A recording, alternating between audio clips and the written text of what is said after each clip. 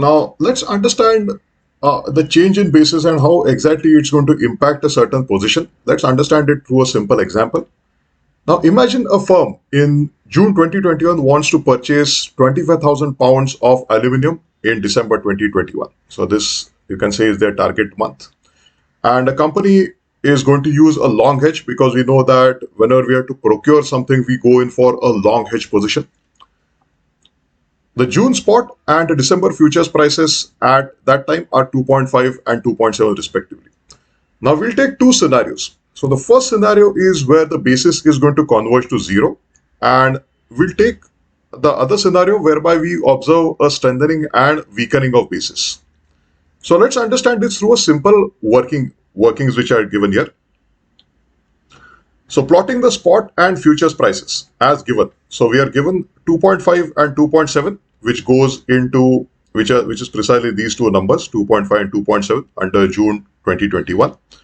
So the basis standing today, again taking a simple difference, 2.5 minus 2.7 gives us minus 0.2. Now let's take the December 2021 scenario. We can split it into two parts. One is where the futures is going to converge to spot price. That is, we say there is a convergence of basis, or basis reduces to zero. So we have taken three different price levels. So we have taken spot going to 2.5 and futures ending up there at the same price. Then we have taken a price of 2.7 and 2.85. Just three scenarios to demonstrate where the spot and futures may end up in December. And here, if we again take a simple difference, we observe that the difference is zero. That is, we observe there is a convergence in basis. Now, let's say, owing to some reason, there is an unexpected movement in basis which has happened, which can either lead to strengthening of basis or weakening of basis. So again, we have taken two price levels here. So let's say the spot ends up at 2.7 and futures ends up at 2.64.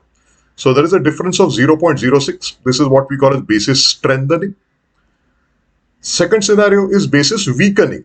So let's say the spot ends up at 2.7, but futures ends up at 2.76. So here again, a simple difference between these two levels gives us minus 0.06. And this is what we call as weakening of basis. Now we have an unhedged cost. That is, whenever there is no derivative involved, then the cost involved will be a simple multiplication between the spot price at the respective level. So we have taken these scenarios. So we have to simply look at these respective spot prices and we have to multiply it by our quantity in question, which is 25,000 pounds.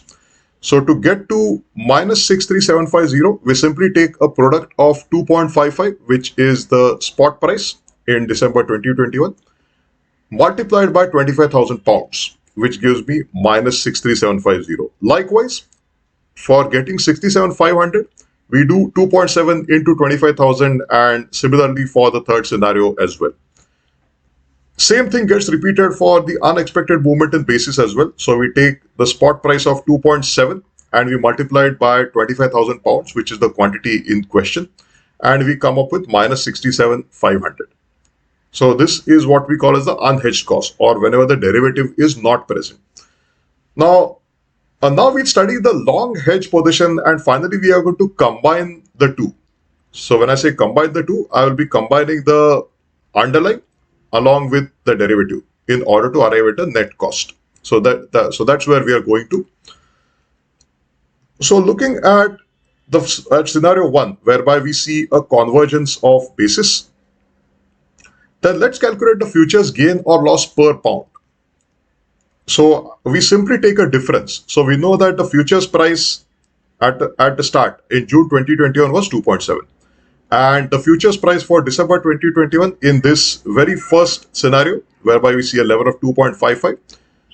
So we take a difference. So 2.55 minus 2.7, which gives us minus 0.15.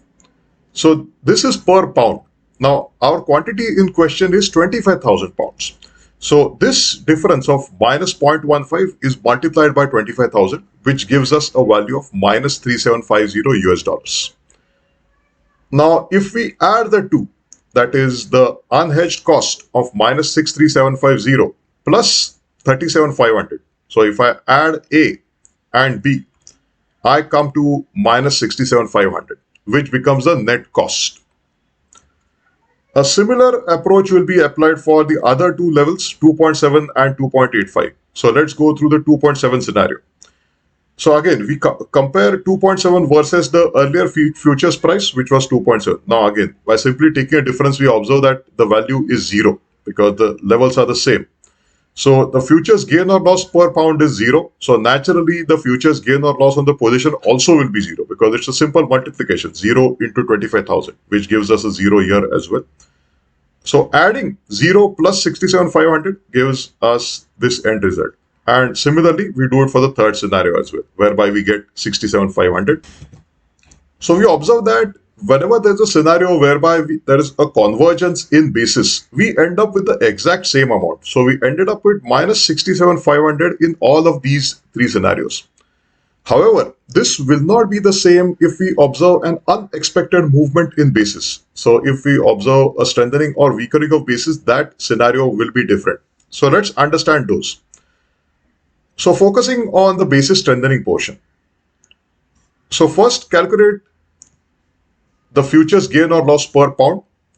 So in order to get this 0.06, I simply take the futures price in December, which is 2.64 minus 2.7, which gives us minus 0.06.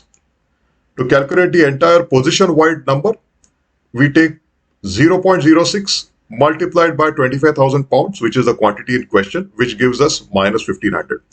So adding 67,500 along with minus 1,500 gives us minus 69,000.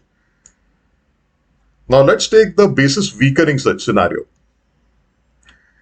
So here we compare 2.76 versus 2.7. So by taking the difference, we get 0.06. So this is the futures gain per pound. Now 0.06 into the quantity in question, which is 25,000 pounds, gives us 1,500 positive. So if we add the two, minus 67,500 plus 1,500, we end up with minus 66,000. So here we see there is a difference. We don't have an exact same amount because earlier we had 67,500 in all the three scenarios in case of convergence.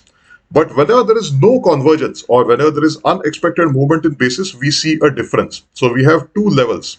We have minus 69,000 and minus 66 cost. That is the net cost. In the tendering part, we observe that the spot price has risen beyond the futures price. So that is something which is detrimental to the long position. So that's why they end up paying more. So they end up paying minus 69,000. Whereas in case of basis weakening, now we see that the spot price is below the futures price. So naturally it will benefit the long position. So that's why their procurement cost comes to minus 66,000. So in the basis weakening, the long hedge is in a better position. So this is what happens whenever there is any kind of unexpected movement in basis which happens. And whereas if we contrast this with scenarios where the basis is converging, then it's not a problem. Once the convergence is there, we end up with the exact same net cost as we have observed here.